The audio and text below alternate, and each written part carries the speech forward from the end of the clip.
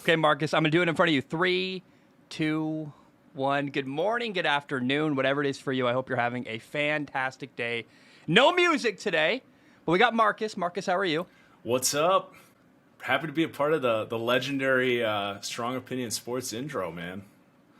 That's an honor. Yeah, man, you're the franchise guy. Well, it's episode 409, I should say that. No music. That's okay with me. I'm happy. And I want to start, first of all, how are you? Welcome in. Football's crazy right now. We're busy. We're tired. We're doing our best. I know. I'm really excited to actually talk to someone about all this madness because I think it's slowly driving me insane. I had like a 5-day break visiting family last weekend, and then it was right back into the madness after Sunday. It's like, okay, everything's back to not being normal. So I need someone else to show me how they're interpreting all this because I don't know. I don't even know right now. Do you ever feel like a mad scientist? Like I feel like I talk to myself all day and I'm like, I need another human to like bounce off of sometimes. Like it's good to like talk to another human about it. Absolutely. Yeah. Looking forward to it. Week 9 was crazy, and I don't have any question here. I could not believe the Broncos beat the Cowboys, the Jaguars beat the Bills. There's a bunch of other, like I can't even the Browns destroyed the Bengals, the Titans beat the Rams soundly. Like there's a lot of wins. I'm like, I did not expect that or see that coming. Is that how you felt watching week 9? Was it just a crazy, chaotic week for you too? Yeah, 100%. You got Raiders losing to the Giants too. I mean, the Cowboys one was the one where it was like, that is not the same team that has played for the first, I guess they had a bye, so 7 weeks. It's like, where does that come from? And it is a reminder that I think, and the Rams had this too. We've seen other teams where like teams just lay stinkers, and everyone wants to overreact to it. But I think you got to just kind of sit back and be like, all right, let's just kind of bury the film on that one and wait and see if that was an anomaly or if that's going to become a trend. And I think that's really the best way to look at some of those crazy outcomes. But it is frustrating when you come out and make predictions and then it's like, oh, I'm an idiot. Great. What's weird is they all happen at once. I mean, like I literally said on my last whenever I talked last week, I said that look, when the only thing that matters now to take a team out of contention for the Super Bowl or the playoffs is if someone gets injured. Every team's going to lose a weird game here and there. That happens, but I didn't expect it all to happen at once. Like why did they all come down crashing week 9? I don't really know why that happened. I just don't get it. I'm like, I don't know why that happened this way. I think it's like when you ever play roulette at the casino or anything and you see like 8 straight of the same color in a row. It's just like a weird run of bad luck where it all just stacked on top of each other. I don't know. That's my interpretation of that. We're also at the mid part of the year where, I mean, it's teams are getting ready for their bye week, and they want the bye week to come. Although, like, weren't the Cowboys coming off a bye, so that makes no sense, right? Like, I don't. Right. Yeah, they were coming off a bye, and I don't know. I kind of have a theory myself that teams actually are worse coming off a bye more often than not. I think there is an element of being in a groove and coming out with that kind of muscle memory and even just like, I don't know if I fully believe in momentum, but I do think when you're on a roll and you go on a bye week like the Cowboys were, it can definitely take you off of your rhythm a little bit. I think there could be some of that, especially in the Cowboys case. Well, some teams need a bye week. They're losing. They just need a break to recalibrate. And some teams are winning, and they're like, could not come at a worse time. We're winning. Things are going well. We don't need it right now.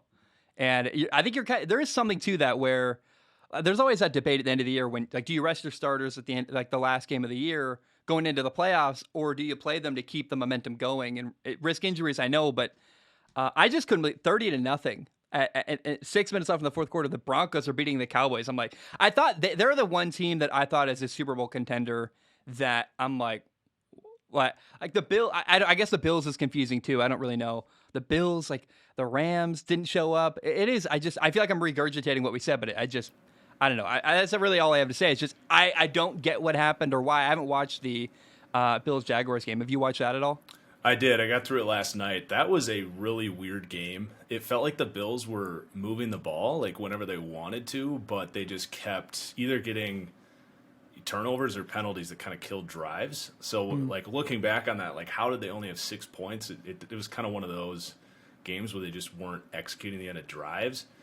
So I think they'll be fine. I'm definitely worried about some of the stuff Josh Allen is doing. I think he's now leading the NFL in turnover-worthy plays. So it clearly came back to bite him this week. I don't know. I mean, when he went against the games, in the games against like the Chiefs, for example, where he needed to come out and play like good polished football, he really did. He took care of the football, and the way I said it on the Power Rings this week is he looked like an NFL quarterback doing NFL quarterback things.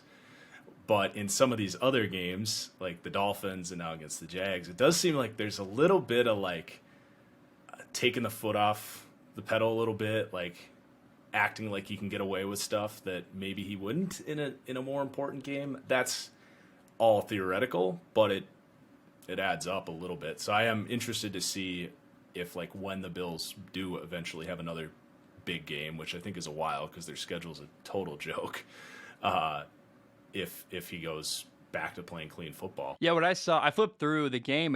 They just could not finish a drive in the second half. I mean, they had so many opportunities to score in that game, and they didn't. I'm like, well, I think I said that too. Like, are they just like not taking this game seriously? Like, and I get why they would. It's the Jaguars. They're awful. They've had problems. They're like 1-6, I believe, going into that game.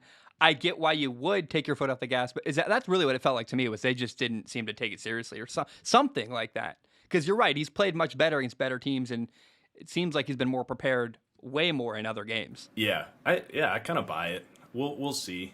Like, I don't even know when their next big game is. I think they play.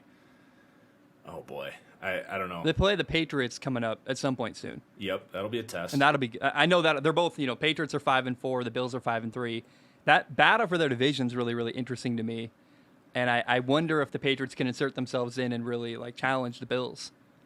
Yeah, definitely. And I'm trying to keep my eye on Twitter a little bit because I know Odell is potentially, or no, he wasn't in their final three. Never mind. I guess it's down to Chiefs, Packers, and Saints now, according to the last report I saw. But that was something I was thinking about, is that could open up that offense a little bit. Yeah. But I've been impressed by what the Patriots are doing lately. Just Belichick kind of reemerging as that defensive guru, getting guys like Miles Bryant, who he's a Washington guy, so you probably like him, right? I wish I was like really loyal to the Northwest. I'm not at all. In fact, I hate Oregon, the University of Oregon. Like I don't like them because I've heard for so many years they've been overhyped, and I'm like, they're not the SEC. I'm so tired of I can't get on board. I'm over the Oregon thing. And I get hate from the Northwest, like, you're from there, what the heck? And I'm like, the SEC's better than the Pac-12. Sorry, it is. Hey, I grew up a Packers fan in Minnesota, so I know what you're talking about. Oh, yeah. Well, you mentioned it, and I was going to save it for later, but like, I think as the episode goes on, we will be refreshing Twitter or whatever, and I think, especially before we leave, don't let me forget to like check, did Odell get sent anywhere? Because that'll be interesting. But you're a Packers fan, and the rumors are Odell wants to go to the Green Bay Packers. How do you feel about that? Would you like that? Would you hate that? Does that feel like a good move to you? Yeah, I'm all about it. There's obviously an interesting kind of character clash there with Rodgers and Odell, and seeing how that kind of played out with Odell and Baker, and revisiting it for a second year. Like, I was definitely on the side of like this whole idea that Baker and Odell just can't play together. I was always saying that's stupid. They'll figure it out.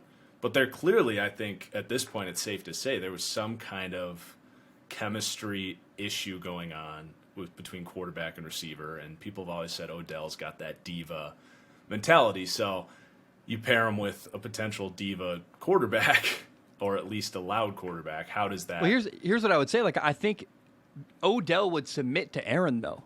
Like, Aaron's earned the respect and yes, the right to just have Odell go, yes, sir. I don't think very many quarterbacks in the NFL could do that, where Odell would just be like, yep, I'll do whatever you say. And also, Odell wants to be there, it sounds like. And I think part of the problem, like, I talked to, I shouldn't say this too much. I made a video about Jamal Adams, about how Jamal Adams didn't want to be in New York and he was sabotaging what was going on. And Jamal Adams reached out to me and said, yeah, you're right. I didn't want to be in New York, and I did everything I possibly could to get out of New York. Odell seemed to not want to be in Cleveland and did everything he could to get out of there. So maybe his attitude will shift a lot if he wants to be. Like, all that matters is, does Odell want to be there? Is he bought in or not? And with Green Bay, it seems like it might be. Yeah. So there are questions about his personality, but Yeah, go ahead. I think as long as what you said is true, and I think that's a really good point, you can't drop a better piece to plug into that Packers offense. I mean, that is what they've missed. And you can just throw on the tape from last week with the Jordan Love game. Like, none of those guys were separating outside of Adams. That's why they kept going to Adams, because, for one, that's all they trust, but he was actually the only guy that could stack a corner on the outside. So now you obviously plug Rodgers back in there, but another receiver that's a deep threat that has unbelievable run after catch ability, which all of these kind of Shanahan schemes that run all these crossing routes really value that. And, I mean, you're looking at a team that could have a top 3 offense and a top 3 defense heading into the playoffs if everything gets healthy, and that is extremely exciting for Packers fans.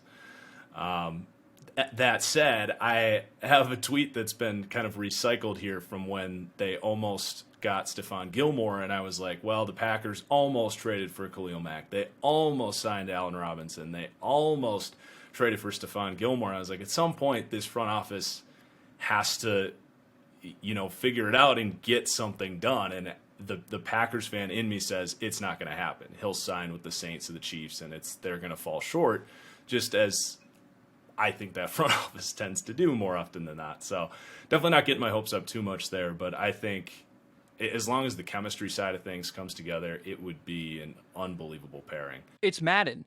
It really, it's a Madden offense with Aaron Rodgers and Devontae Adams and Odell Beckham Jr. Like, are you kidding me? I just wonder how much money he's asking for. That's going to really determine where he goes. I think the Packers, aren't going to be able to give him a massive contract. Maybe signs a smaller contract for 1 year and says, I want to win and prove myself. That's what if I'm Odell, I'm not worried about money right now. I'm trying to show that I can play.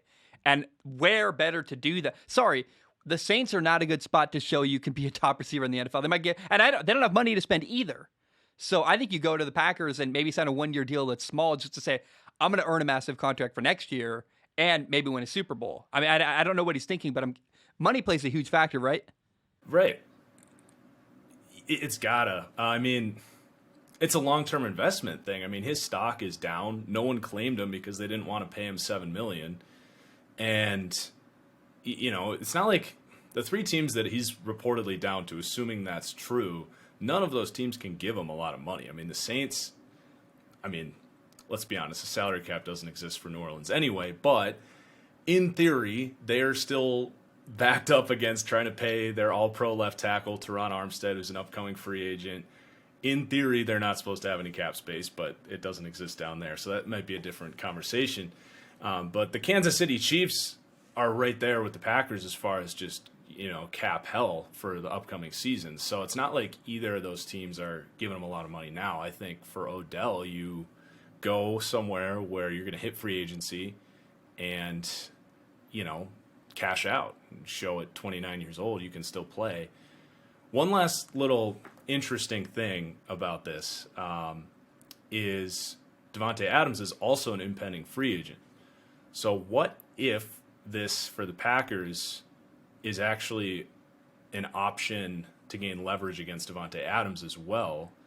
And in a world where Rodgers leaves, that could be a transition that works, where you actually keep Odell for cheaper, roll into Love, and then you let Adams and Rodgers go.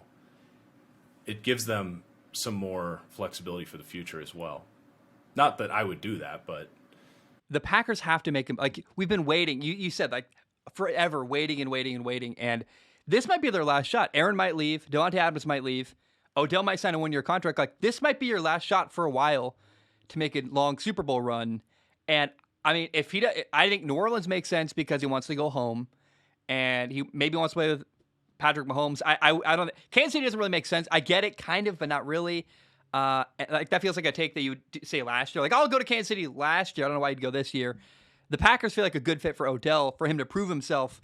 The fear is if the Packers don't get him, what if the Rams get in the conversation? Say, if you're going to take low money for 1 year, we'll pay you. Screw it. We're going all in. And my fear is that the Packers lose out to another team is willing to take a risk if the Packers won't. And then the Packers fall short of a Super Bowl again. They've lost the NFC title game 2 years in a row. It's idiotic for them not to make this move, right? If Odell really wants to be there and it's I'll make anything work, they have to do it. Yep. Well, if you notice I don't have a lot of emotion on my face, it's because that's what I've been saying for about 5 years. Is the Packers just don't do that stuff, and it's just exhausting. But that's life as a Packers fan. You can't expect that organization to put their foot down and make something happen. So it's frustrating. I hope it happens. It doesn't even have to change schemes either. It's the same kind of offense that Cleveland ran. So let me ask you, and this was not planned at all. I was a Seattle Mariners fan as a child. I love the Mariners, and they made move after move after move that I hated. They traded away Adam Jones for Eric Bedard. They got rid of Raul Ibanez, was an all-star in Philly. They got rid of Adrian Beltre. He was great in Texas. My 11-year-old brain exploded. I said, I can't be a fan of this anymore. I don't support the organization because the moves they're making too many times are not ones I agree with. And I said, I'm a freelance fan. I don't have a favorite team at all in the sports world. It's very freeing. It's wonderful. Why are you a Packers fan if you repeatedly are like, I don't like the moves they're making? I don't really get it. Yeah, I mean, I've detached myself to a degree. I don't know. A big part of it's like my dad is still a big Packers fan, and we've had a tradition for 10 years now of going to Packers Bears every year in Chicago. My sister lives in Chicago, so I still have that emotional connection. At least once a year going down there, chirping at Bears fans and having fun with that. But yeah, from looking at the team, it's incredibly frustrating. And a lot of Packers fans think I'm a bad fan because I'm incredibly critical of the front office.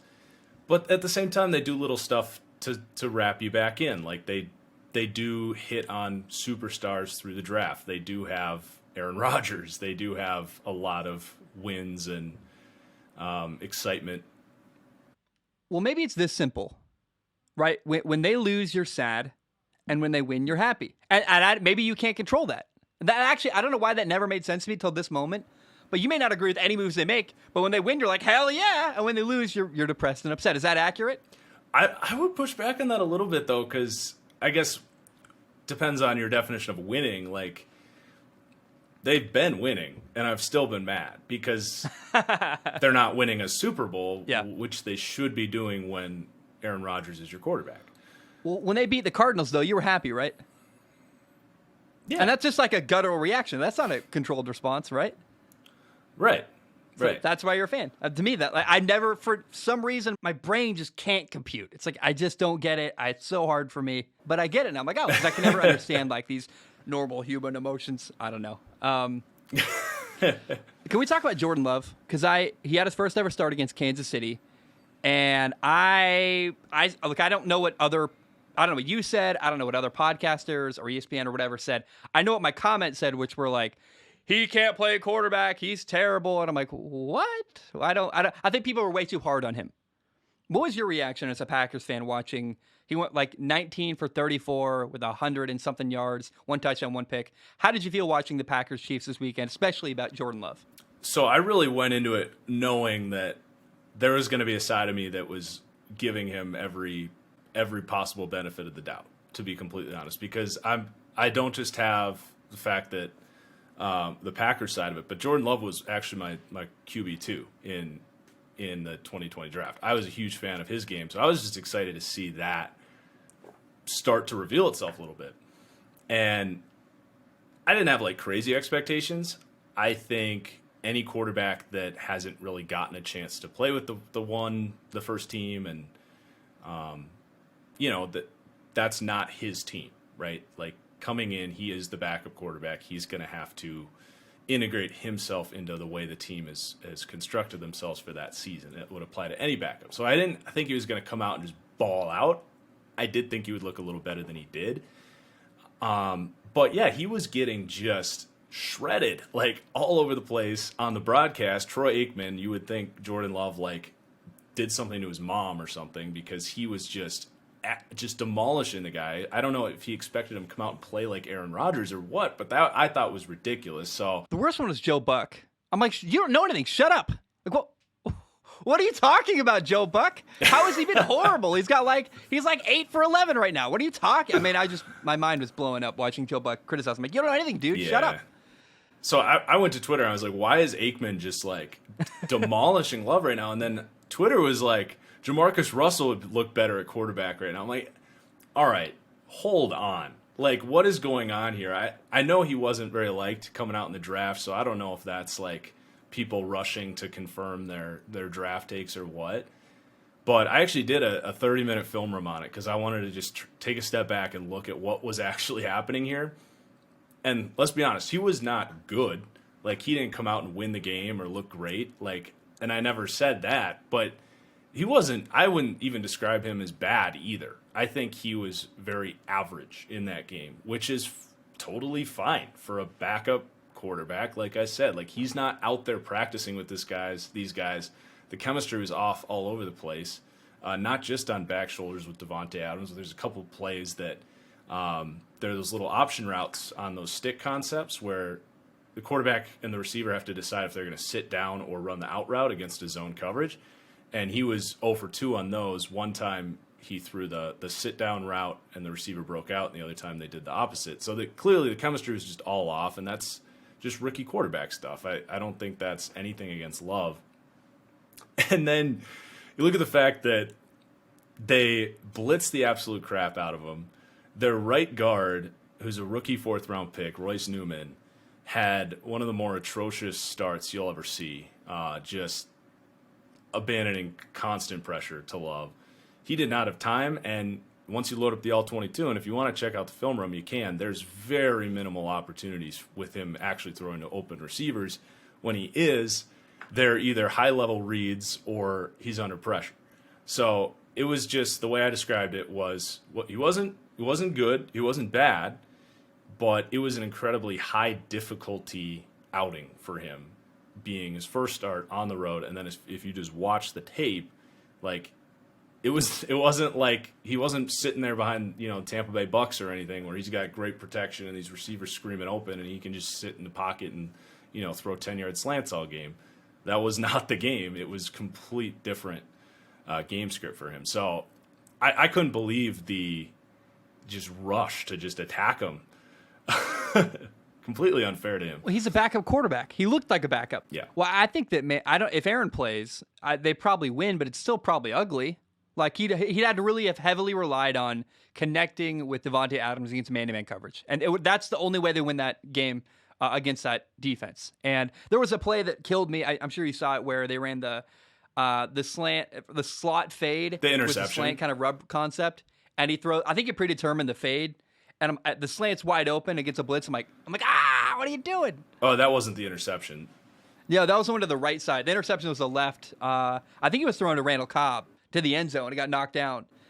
Oh, this was the play right before the touchdown. Yeah. I know what you're talking about. Yeah. So I remember that play. He did have a linebacker coming in free. It was definitely predetermined.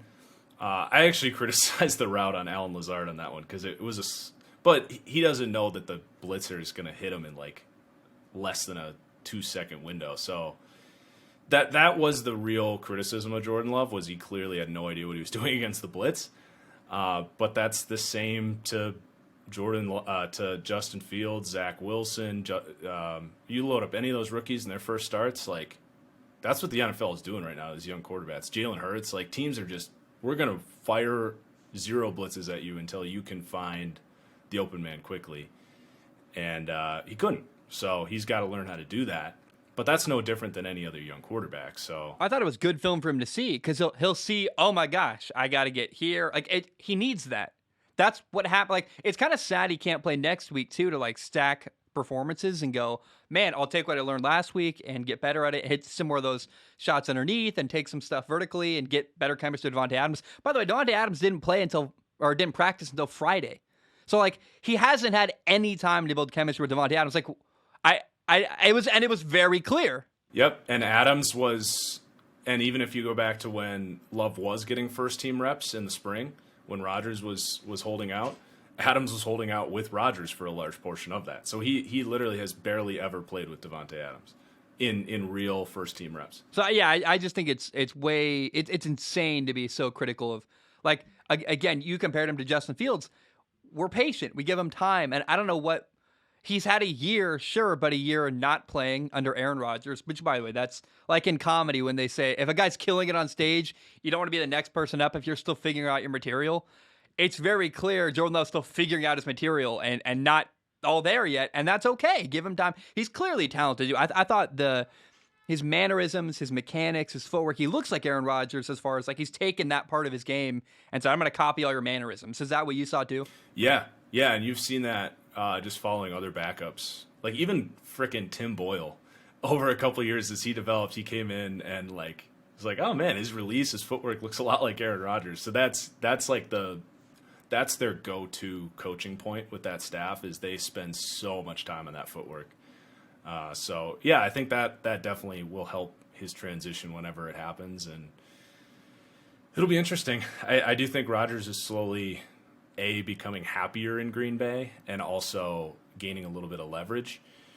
Just the fact that they've started to sign some of these players that he's saying they need to do. Randall Cobb looks great, so he was kind of right about that. And now Love maybe not looking quite as ready. I think he can even have a slightly more leverage in that department. So it could be a world where they actually trade Love this offseason, and that would be really fascinating, especially with how bad this quarterback class is coming up. Yeah, I would wonder, Jordan Love, if he had a whole training camp of first-team reps and like a lot of time to play, how much better would he be? Because I would think he'd be way better. I mean, he looked like a guy who barely has touched the field and hasn't gotten any real reps at all. And he was nervous in the first half. I thought, I think it's a little overhyped by the broadcasters, but I thought he did look a little off, and he definitely settled in. Like the fourth quarter, Jordan Love was a different quarterback than he was in the first quarter. Which you want to see. I can't say enough. Like I'm so sad he won't play next week. Go ahead. Yeah, that's what you want to see. You want to see a guy adjusting, like, to what he wasn't hitting. There was like his first real drop back. He passed on throwing one of those intermediate throws in between zones from a clean pocket. He didn't throw it. He threw it short, and they ended up punting. In the third quarter, on a very similar concept against the same coverage, he steps into the throw and hits it. So he definitely looked more comfortable as the game went on. So I don't know how we can cut this out if you want to, right? We'll figure out how to. You can respond if you want. We're two guys having a conversation. I look at the offseason. I look at the unmentionable drama going on right now with Aaron Rodgers. And it's pretty clear the team just doesn't want to challenge him. Like, they're like, we're just not going to get in your way. Aaron does what Aaron does. We're not going to get in your way. Isn't that kind of a sign that they're almost done with him? They're like, we're just going to, this is our last year. Get through it. Don't get in his way. Let him do his thing. Next year we got Jordan Love. I mean, that's kind of the vibe I've been getting all year from the Packers. Not to mention, they're like, we'd way rather pay Jordan Love's salary than Aaron Rodgers. We can build a better team around Jordan Love, and we got two good running backs. We can run the ball heavily. I actually think a lot of signs point to the Packers preparing for the future without Aaron Rodgers. Is that kind of how you feel? Yeah, I think, especially with the way that organization thinks, just this old school limit the player's power. We want to have full control more than any team in the league by far. Just to say, this is our culture, this is our organization, we're going to do things our way. The idea of one of their players having more power than them and him knowing that and then outwardly saying that and showing the power, that I think is a nightmare for them. It's working, in my opinion. Rodgers bringing in a Randall Cobb, them starting to sign guys like Rasul Douglas, who won them the Cardinals game, who had a great game against the Chiefs, bringing in a Whitney Merciless, who's played nice. I mean, these are the types of moves that they've never made. And Rodgers was like, yeah, stop bringing up Joe Schmo from the practice squad, who comes out and gives up 40, is the reason we give up 45 points in playoff games and all this stuff. Like, let's get guys with NFL experience that have proven the traits that you need to be at least a starting level. These aren't crazy athletes or anything, but they're functional NFL players as opposed to some of the guys that they've been calling up in the past. And it's been transformative for them being a more complete football team. So the fact that Rodgers has been right about all this, I think, complicates this a lot. The Randall Cobb move reminds me a lot of actually LeBron James, where LeBron James kind of famously doesn't want to work with young players. He's like, I'm not going to teach you the game of basketball. You better be able to plug in and work with me immediately. I'm not going to teach you anything. he didn't have to teach Randall Cobb anything. He's not a young receiver. They're on the same page. And Randall Cobb, I thought was going to be a guy who made like a play or two this year where you're like, oh, he won a game here, made a great catch there. He's been even more than that. He's like making consistently big catches on third down, converting fourth down, third down, whatever. And I just wonder, like, I don't even know the question is. It reminds me of LeBron James. Like, he's like, I'm not willing to work with young guys. I'm tired of teaching guys how to play. Is that kind of your impression of that situation? Yeah, I think that's totally accurate. I think you've seen similar things from other quarterbacks around the league. They have high standards for the veteran guys. They have high standards, and Rodgers has always been this way. And they have high expectations for their front office to give them those players. And very rarely Rodgers has been given the opportunity to play with these veterans. And I think now that they're actually acquiescing to that, I think he's a lot more happy actually playing in Green Bay. So I don't know if he necessarily wants to leave, because they are a very talented team, and he's talked constantly about how he has ownership of the Bucs, and he loves Wisconsin, and he loves the fans, and he said in that big presser, he's like, I don't want to leave, but I will if nothing changes here. Well, I kind of framed it as, well, they're doing whatever he wants and not getting in his way, as maybe that's a sign of they're done. Maybe it's the exact opposite. They're like, we're trying to change. And maybe Aaron's like, hey, they're listening to me. They're letting me do my thing. They're not getting in my way. Like, maybe he does appreciate it. And also, he's clearly not threatened by Jordan Love. He never was, which I think it makes sense. And where's he going to go? Like, that's a real question, because maybe Denver, but after Denver, like, where could he, like, New Orleans has no money. They're not very good, I don't think. Like, I'm trying to think of, like, a quarterback needy team. Pittsburgh, maybe. The Giants are terrible. They might make a move to replace Daniel Jones, Aaron Rodgers. Like, realistically, where would Aaron Rodgers go other than Green Bay where he could also win? I mean, I feel like they're just a good match where they help each other tremendously. So where could he go other than maybe Denver, which I don't feel confident in? Yeah, I mean, before the year started, I was saying Denver. But yeah, I don't think there's another team that, especially when you look at his next 3 or 4 years, where you got Bakhtiari and Adams are both like 29 years old and at the back end of their prime. I don't think there's another spot that he's going to have realistically a better chance. They're in a bad division. If you go to Denver, you got to take down the Chiefs, the Chargers. Like, if he's, yeah, it's interesting. I think there's a pretty decent chance he ends up staying at this point. Well, and all the other quarterback needy teams are bad. There's just not a good spot for him to go and win. That's the thing. Like, go to Miami, go to Houston. You're going to suck really bad, and it's going to be miserable. So I don't think he would take that over. I think he'd retire before go to, like, Miami or Houston. So I don't know. Yeah. I want to talk about the Titans, because I'm curious. You're a football guy, and I look at Tennessee, and it was pretty funny. Derrick Henry gets hurt, and I was like, man, this is bad. But people took another step further than I did. Were like, their year is over, like declaring the season done. And I was like, hold on, let's see what happens. At minimum, they win very convincingly against the Rams.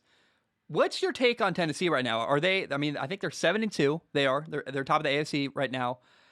Are they a Super Bowl contender? Was that a fluke? Are they, like, because the offense wasn't dominant against the Rams, the defense was.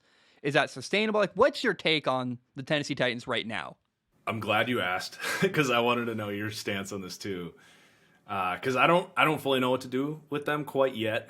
I think that they're solid offensively. I think they have something really special between Tannehill and A.J. Brown, and they have a scheme that works. Like, I don't expect them to have this dominant offense, which means they're going to have to play really good defense in the playoffs to win a Super Bowl. That's really what it comes down to. And they could get Derrick Henry back, and that's great. That could change some things. I still look at their offense in the 8 to 20 range. I don't think with Ryan Tannehill, he's not going to come out and get into a shootout and win you a game. That's kind of what it comes down to for me. But with defense, it's tough, because there's such a high variance with it. So you need a larger sample size before you're ready to commit on saying this is an elite defense. Titans the last month are playing elite defense, and they're putting together the pass rush. Danico Autry was a great signing. Jeffrey Simmons reaching his potential. Harold Landry playing for a new mega deal. Like, pass rush is great, and then the secondary is kind of slowly coming together. So, if they can play elite defense in the playoffs, They can absolutely go to a Super Bowl. It's just that's the harder route to do it. I think you'd much rather be the Bills and say, we can just score 40 points and beat you. Same thing with the Chiefs. I think that's a much better, higher probability shot of getting a Super Bowl. But they're definitely, like, they've been impressive. I think Mike Vrabel has done a great job with the defense. That's supposed to be his job. He's been bad at that the last couple of years, or at least last year was really bad. So he's settled in, kind of built a new defense the way he wanted it, and it's been very impressive. So I was in the same boat as you. I kind of wrote him off after the Henry injury. I thought that was really their identity, and they got right back into that kind of confusing cluster at the top of the AFC. Yeah, it's interesting playing defensive football. Like, defense, everyone says defense wins championships, but the thing about being it's one thing to have a good defense. It's another thing to be defensive led, and you have to stop multiple great offenses in the playoffs to win with a defensive-led football team. And that's tough. Now, they do play in Tennessee. It looks like look, here's the rest of their schedule. I want to read it to you. It's pretty insane. They play the Saints next week. Then they play Houston twice. They play at the Patriots, the Jaguars, the Steelers, the 49ers, and Miami. I think they might go 13-4. Like, legitimately. I'm like, oh my gosh. Like, they really have a shot to maybe 14-3. Like, they might only lose to New England the rest of the year. And I mean, I if they have home field advantage, playing at home in somewhat of cold, and they're not like, it's not Philadelphia, it's not New England, but Tennessee's cold in the winter, and I think their style helps in the cold. And I'm just really curious to see, like, I'm going to wait till week 12. Week 12 is when I'll do another round of, like, these teams are the Super Bowl contenders, and that's when I'll evaluate whether Tennessee is still around. But, I mean, they've they're like 6-0 against teams that were in the playoffs last year. It's kind of crazy what they've done. So it's really hard. It's hard to criticize them because they're almost like the way Aaron Rodgers talks is the way they win. They're like, we're going to do exactly the right thing, so it's really hard to criticize and be, like, skeptical of, if that makes sense. Yeah, so I ranked them 8th in my power rankings this week, and I literally led with, like, I am about to just enrage the Titans fan base, and I did. It always comes back to Ryan Tannehill for me. He's fine. He doesn't make a ton of plays when you need him. Here's what's weird, though. And eventually in the playoffs. So sorry, but Ryan Tannehill is, like, really good at making plays on third down. And, like, key moments, I feel like he always makes a play. It's very weird. Really? Yeah, you think so? With a lead or at the end of a game. I mean, he's not going to lead you back down from 17 points. But I've seen multiple times at the end of a game, like, he makes the right decision. And he's not going to wow you. He's like a slightly better version of Alex Smith, maybe, is a good way to put it, where he's not going to, like, blow you away physically, make a crazy throw, but he's going to put the ball in the right spot on 3rd and 4 in a key moment at the end of a game. Or he'll run for a first down on 4th and 4. Like, it's weird how, like, I've the only thing I've noticed about him, and I don't have any stats, any, like, film or numbers backs up, but what I've seen over the years is he's, like, shockingly clutch in key moments at the end of games. And I don't know why, I don't know where that comes from, but he just does the right thing with the football.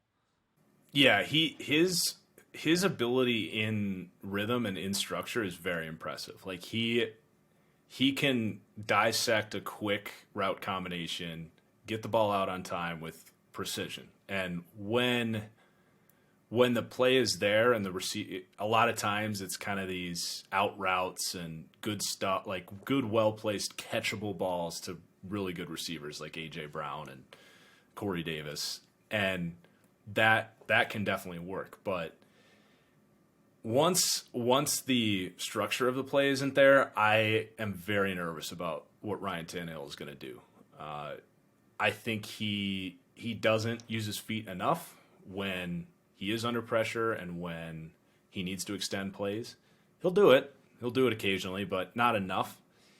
And he can make some questionable throws once that first kind of initial timing of the play does break down. So that's kind of my holdup on Tannehill.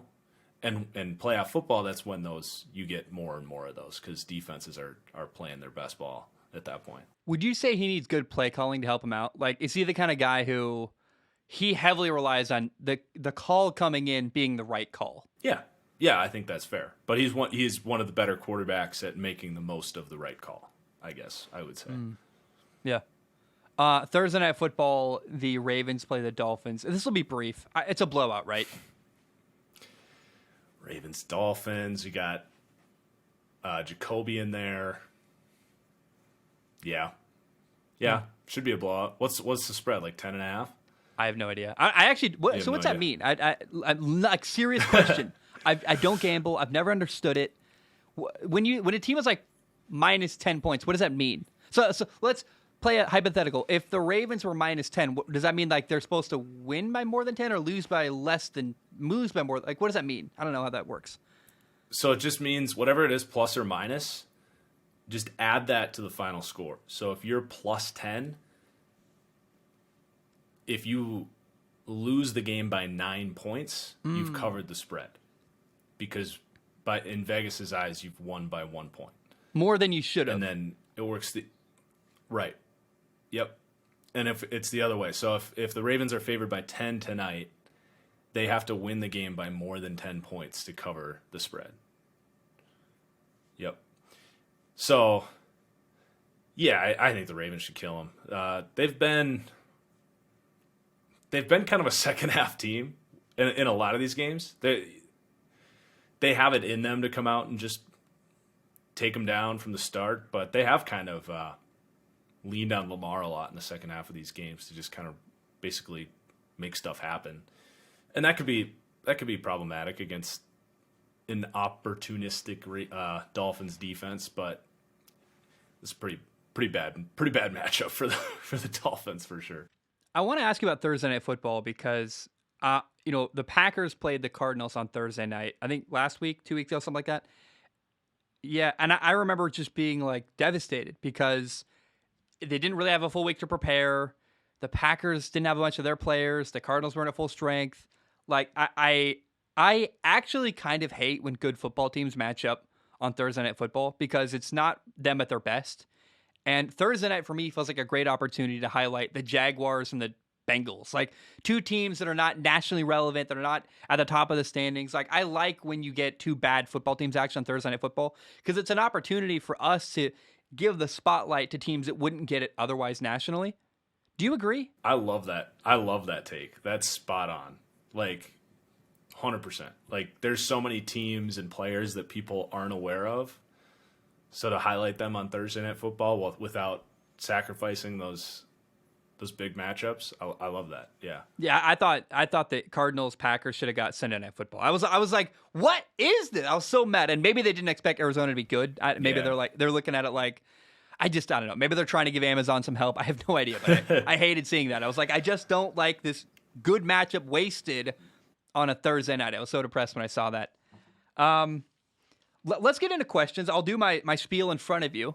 It's time for Ask Zach. It's my favorite part of the show. Now, this is a special thing I've never done. It's Ask Zach with a guest. So in case you do not know, you go to patreon.com/Zach Schaumler. You give $1 a month. You can give more if you want to. Please do. It literally helps pay my rent. But $1 a month gives you access to submit questions on Patreon. Now, if you submit a question, I do not guarantee to read it on the podcast. My only guarantee, I look at every single question with my eyeballs. I pick a top couple to read on the show.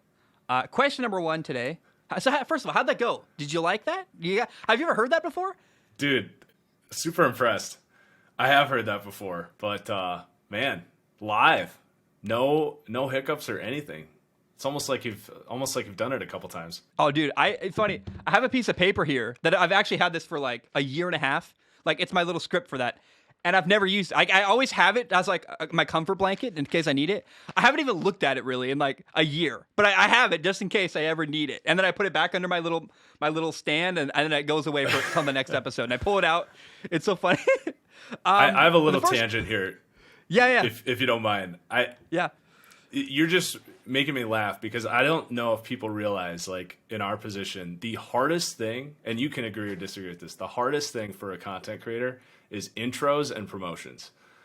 By far. I can sit and talk for an hour about games and whatever, but when I have to sit down and make sure I hit like the 4 things I wanted to talk about before I got into the action, or if I'm doing a promo, I will sit there and record that thing for 2 hours and never get it right. And I don't know, maybe it's just me. the first thing I always write is like, how am I going to introduce this topic? And then, because that's where I get writer's block. I sit there for like an hour, like, and then, or like I don't write anything because I don't know how to start. And then I'll just like do the whole meat and potatoes. I'm like, okay, how do I introduce this? And usually I'm just like, on Sunday Night Football, blank beat blank this score. And I'm like, it's boring, but it's like the only way to get me into the topic where then I actually say good stuff. It's horrible. Like I wish I was like a great, like you see poets sometimes that are like, yeah, once upon a time when my grandfather, I'm like, I can't tell a story. I get right into it. I'm terrible at it. It's so hard for me. So you're totally right. It's brutal. All right. Let's get into the questions. Question number 1 comes from Sully. He says, I cannot for the life of me figure out the AFC. Just when I think one team like the Ravens is good, they get smacked by the Bengals, who then in turn turn around and lose to the Jets. I thought the Bills were the lone constant, but now they put up 6 points and fall to the Jaguars. I would love to hear your thoughts on who is who and who isn't. So let's talk about the AFC. I came up with 5 teams that I just literally stole them from my, I talked about in the last episode, 408, my Super Bowl contenders. The Titans are 7-2. The Ravens are 6-2. The Chargers are 5-3. The Bills are 5-3. And the Patriots are 5-4. Those are my 5 teams in the AFC that have a shot to make the Super Bowl. Now, what's interesting is I think the Colts are 4-5 they're getting Hard Knocks. And they're like, I think better than the record will show. So it's going to be interesting as they make a push. And I was hoping that maybe Tennessee would be bad losing Derrick Henry and we get like a really good challenger there.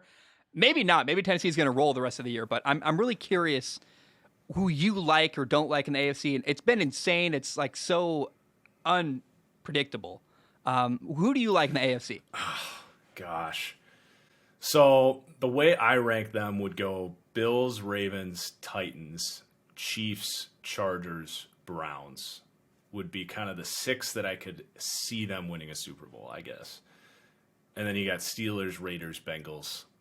I don't see them getting that far, but those are probably the next group, along with the Patriots. Really deep conference, like you said. But I don't get, if I'm ever there, why do you have the Browns above the Patriots? Upside, I suppose. I guess based on what they've shown to this point, I suppose you could say they haven't been as good, but I think they've endured a lot of injuries for one, and they're not season-ending stuff. They're getting their line back and their defensive back. I mean, Myles Garrett's game-wrecking at this point. I mean, he's reached that Aaron Donald level at this point where he single-handedly just changes the numbers and elevates your defense to levels that other defenses aren't capable of, especially when they have a secondary that's coming together, young pieces all around that are it was going to take some time, I thought, for that secondary to come together, but I think it is. And they're going to get Jeremiah Owusu-Koramoah back and the linebacking group. Like, they are freaking stacked on that side of the ball. So I think they have more upside there. And, I mean, that offensive line with Nick Chubb and potentially getting Kareem Hunt back that I think meant more to that team than we realized in the passing game. It's just a matter of if that comes together, like, they're going to be tough to beat. Whereas the Patriots, it's like, they're really good. They're not that hard for a team like the Ravens or the Bills to beat when they're at their best. So I guess that's the difference. Well, in some of the games they lost, the Browns were literally missing both of their tackles and had injuries galore. And Miles, you mentioned Myles Garrett, man. Like, I was talking to a friend of mine, Coach Dan Casey, the other day, and he was talking about the length Myles Garrett has makes him just like the most unique pass rusher in the NFL. Him and Von Miller prime are like the only thing you can compare Myles Garrett to. And you're right. He can take over a game the way, like, I don't want to, like, Lawrence Taylor feels crazy, but like he's like a throwback to that era where a guy could just take over a game and get like 4 sacks and wreck your whole game plan just by getting constant pressure and beating your right tackle over or your left tackle over and over and over again. So it's just I think maybe if nothing else, other than the upside the Browns have, I think I totally agree with you that Myles Garrett could be the factor that puts the Browns above New England. Well, another interesting thing there is, as unbelievable as Aaron Donald is, and I think Donald's making a pretty strong case to be considered like the best defender ever. So I'm a huge Aaron Donald truther and stan, but there's a difference with Myles Garrett being an edge player is he makes you strategize so much more on how you're going to block him because of just the numbers. When Aaron Donald's lined up inside, it's a lot easier to just say, all right, guard and center, grab them. Like with Myles Garrett, it's like, okay, do we chip a tight end? Do we chip a running back? Do we slide a guard out and compromise the center who might not be as good? It just adds a different layer of complexity that it just, like I said, it just changes the numbers and makes everyone else even better. Well, it's literally more complicated to double team him. It's just harder because of where he plays. Exactly. I apologize. I feel like I have this horrible thing where I get so excited and I cut people off. And I've cut you off a couple times. I apologize. You were saying something when I mentioned I was like I literally blurted out like, why are the Browns above the Patriots? What were you saying when I didn't I don't think it was rude, but I cut you off. What happened? Was it about Kareem Hunt? Was it that? No, you were talking about you were like listing off like how you rank the AFC teams, and I was like, there was something else, and maybe you forgot it now, but there was something else you were saying, I thought. Yeah, I think I was just saying this. So the Browns were the 6th team in the AFC there that I could see winning a Super Bowl. And then I just had Steelers, Raiders, Bengals, and Patriots in kind of a crop of probably playoff contending teams, but not teams I could actually see winning a Super Bowl. Why Kansas City?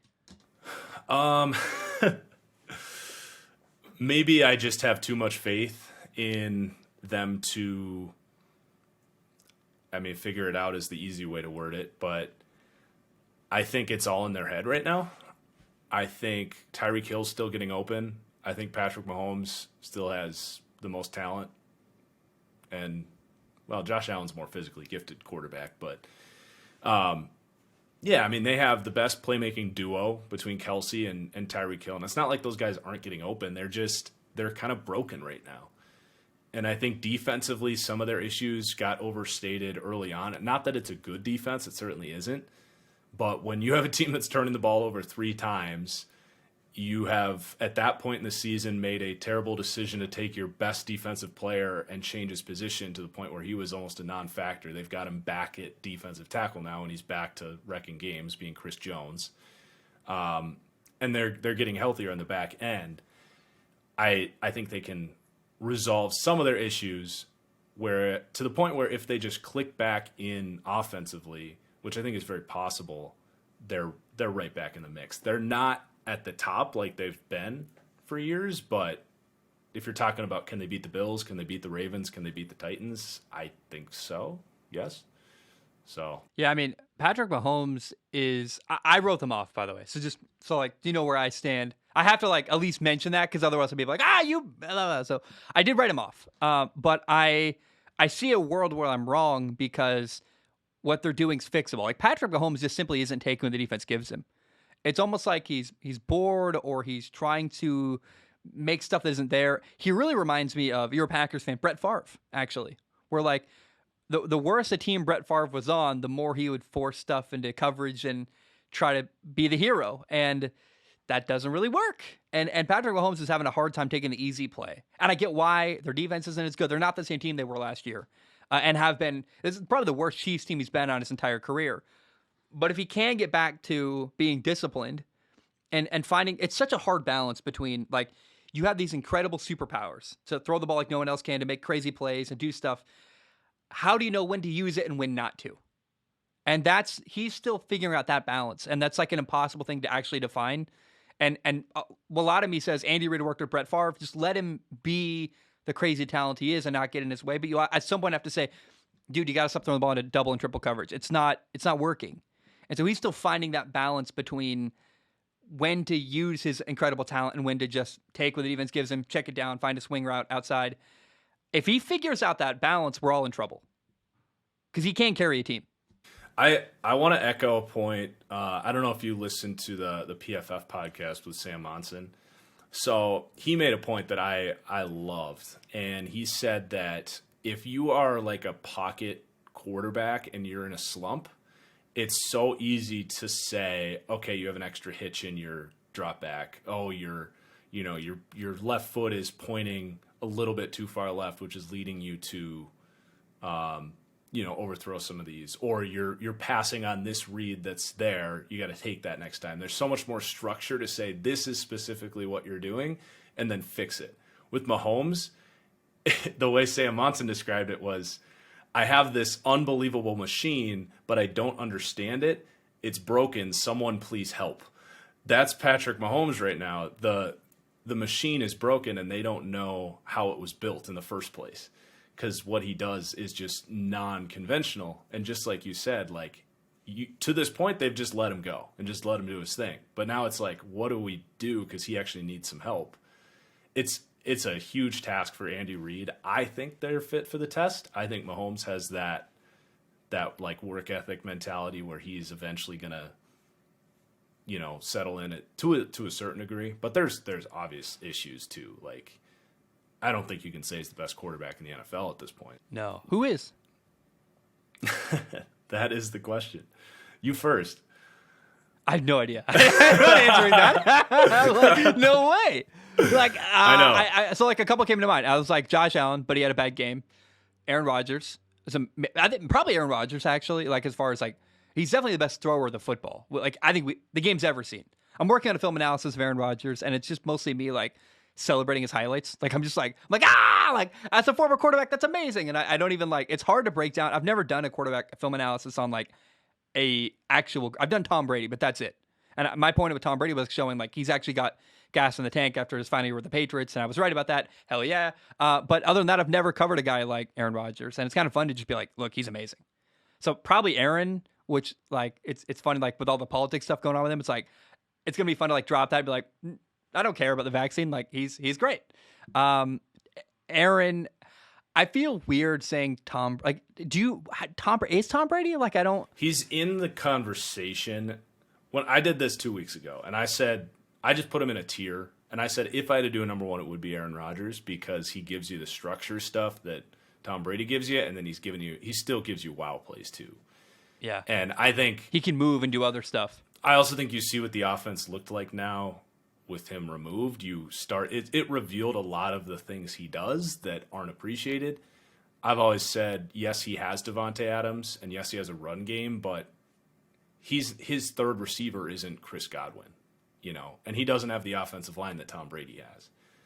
And he can't just, if the offensive line breaks and if Antonio Brown, Mike Evans, and Chris Godwin aren't open, he can just throw it to Gronk, and Gronk will come down with it. Like, Brady's playing amazing, but he has, between him and Dallas, the easiest job of any quarterback in the NFL right now. Yeah, I totally agree. Well, Aaron, watching Jordan Love showed us how good Aaron really is at the little details. Those sit routes, the choice routes, stuff like that to the naked eye, you're like, it's just a hitch. That's just a slant. But it's like, no, but it's so much more than a slant. That's so much more than just a hitch. It's like he had to be on the same page as the receiver, feel the defense, know where to go, find the right spot, look the linebacker off, like little stuff that just you can't. Clearly, it's that's I'm going way off topic here, but like following Brett Favre is so much easier than following Aaron Rodgers because it's like a next level of higher play. It's just Aaron's so much more detailed than Brett Favre ever was. Brett Favre left a lot of throws on the table that I think Aaron stepped in and is like, oh, I could find the check down there. I could do this. I could do that. I could do that. Jordan Love, you're like, I don't even know where to begin. What do you do? I don't know how you do better than Aaron, actually. There was a throw from Love that I think we've seen it for so long with Aaron that we just take it for granted on those like back shoulders that he's just like made his stamp. Aaron has. And there's a throw against the blitz that obviously was coming all day, and Love had to throw it off his back foot, pressure in his face, was trying to hit the back shoulder to Devontae Adams, and it wasn't a lack of chemistry. He knew he was trying to throw it on his back shoulder, but 20 yards downfield, across field, off your back foot, that turns out that's actually a pretty hard throw to make. And Aaron does that like a robot, just right there where only Devontae Adams can catch it. And I think we've taken that for granted. There's so few quarterbacks that I don't think anybody's done it at the consistency that Aaron has. It's just, I think we've taken it for granted at this point with some of that stuff. I encourage anyone, get a real football, like not a junior size football, like a real actual NFL football, or like just a big college football, right? Go to a football field, stand on the opposite hash, and try to throw like 35 yards downfield to a guy running back shoulder. It's impossible. It's like so hard. I played quarterback in college. Guys in college can't do that at all. And guys in college are like incredibly talented. It's insanely, and not just from like the accuracy level, it's the arm strength it takes to be able to do that off platform without perfectly set feet like he does. It's unbelievable. Like, Aaron's so amazing. I don't know. Do you have any more to add? Because I feel like we should move on to the next question, but it's like we just like so easily go from like. Hey, I'm all for sitting here with someone that agrees that Aaron Rodgers is the best quarterback in football, because fighting that fight is the biggest uphill battle that you will ever believe, because he only has one ring. Did you know that? Yeah. Well, he also is in a franchise that refuses to make moves. Yep. And take risks. If he was like quarterback of the Rams, oh my God, can you imagine? The Rams are just like, we'll sell everything to win, right? Have you ever gone back and looked at the points scored against in his playoff losses? No, is it horrible? It's probably like 38 points. Can we do that real quick? It's hilarious. If you don't mind. Yeah. Well, while you look that up, I'll say this, man. Aaron Rodgers, the only criticisms you can make of him, I think, are like off the field or personality stuff, like, moments where, but I thought, so I've always criticized him for like glaring at receivers. And I actually talked to my buddy Riley Hennessy, plays quarterback in Italy. He won the Italian Super Bowl. And he's like, look, that happens. Like his style my style was very different from Riley's. And Riley's was, I'm not going to do that in that moment. I'm going to talk to you on the sideline. So you never know, like we never get to see, Riley's point was we never get to see the sideline when they have the conversation or after the game or whatever. Like all we see is Aaron glaring at a receiver who dropped the ball. We never see the follow-up. We never see the conversation on the sideline. We never see them talking in the locker room. We never see all week where Aaron's building that relationship. And maybe Aaron's like, I don't want to yell at the guy. I'm just going to give him a look to know like, hey, that's not cool, but I'm not going to scream at you. So like when he challenged me on that, it really was like, okay, like that's fair. And I think you can criticize some of the stuff that's been going on with Aaron off the field, but it's like his talent is undeniable. You can never, ever take away the amazing throws he makes, the great reads he makes, the stuff he does off platform, the stuff he does out of structure. It's unbelievable. He's literally like the most talented guy I've ever seen play the quarterback position. It's amazing to me. All right, are you ready? Yeah, I am. I filled time though. I thought it was pretty good. Yeah, that was perfect. No, I wasn't saying like, oh, he's finally done talking. I can. I agree. I agree with your point. I think that's a good point. No, you don't need to validate me. Go ahead. All right. So his first playoff start, 51 points against, loss in overtime. The next year they win the Super Bowl. Year after that, 37 points against Eli Manning. Year after that, 45. Year after that was only 23. That was against that really good Niners team. So that was in a wild card round. It wasn't the best team. Yeah. So that was the first time where it was like, okay. I think the Vikings won the no, maybe not. So somebody else won the division that year, I believe. Yep. Yeah. Yeah, those Vikings that year. And then because that was Kaepernick in the Yeah. Okay, anyway. So then the year after that is that Seahawks collapse, which is just maybe I'm biased, but I think it's the biggest collapse in an NFL playoff game history, where they had the onside kick and the 2-point conversion. And then, do you know what game I'm talking about? No, I don't even remember that at all. Oh man. Well, I didn't cover the NFL back then, so like that might have even been the years like I wasn't paying attention. There was like a couple of years where I was burned out on football. Sure. It must have been, because this was a huge deal. So they're up 16-0. They're against the Legion of Boom, like the best defense of the decade. They're 7-point underdogs on the road. No one thought they were going to win. They're up 16-0 in the fourth quarter. Rodgers also had kind of a bum ankle. He couldn't really scramble too much. And they basically, within the last 5 minutes of the game, my dad and I were booking our flights to go to the Super Bowl. Like, this game was over. Man.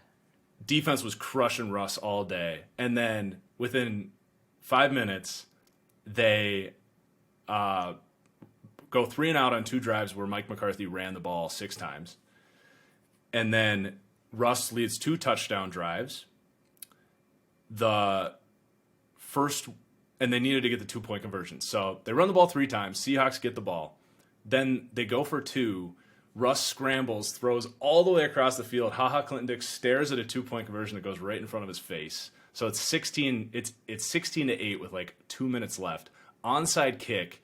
The Seahawks recover it because Brandon Bostic didn't do his job. He's like the villain in Green Bay is Brandon Bostic, because he's supposed to block, but he goes up for the ball instead, and Jordy Nelson's behind him like, oh no, like waiting for the ball. So they missed like assignment on an onside kick. Seahawks get the ball 2 plays later, throws a touchdown, gets the 2-point conversion.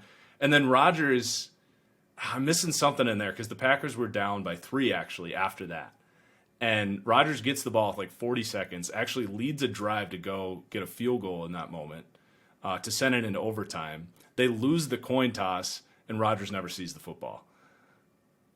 It was an unbelievable collapse. So they could have very well won the Super Bowl that year if that all doesn't shake down. What year was that? That was 2015. And that's when the Seahawks won the Super Bowl, right?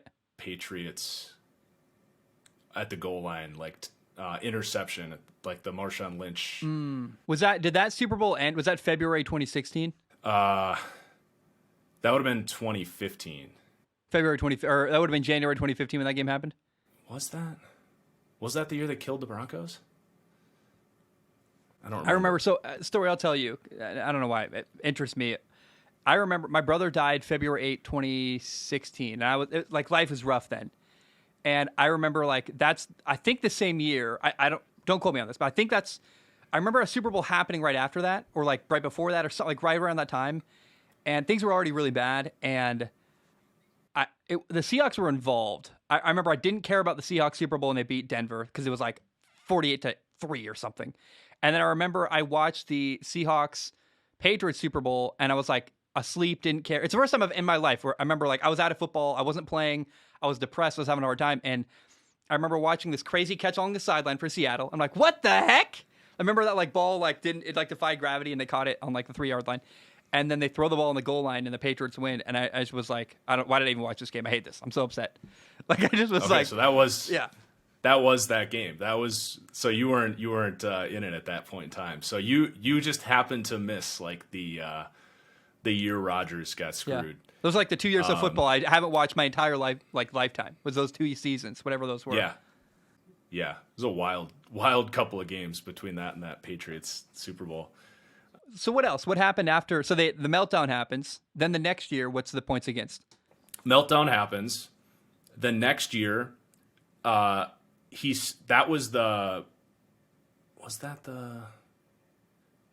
next year would have been do you remember the run the table comment?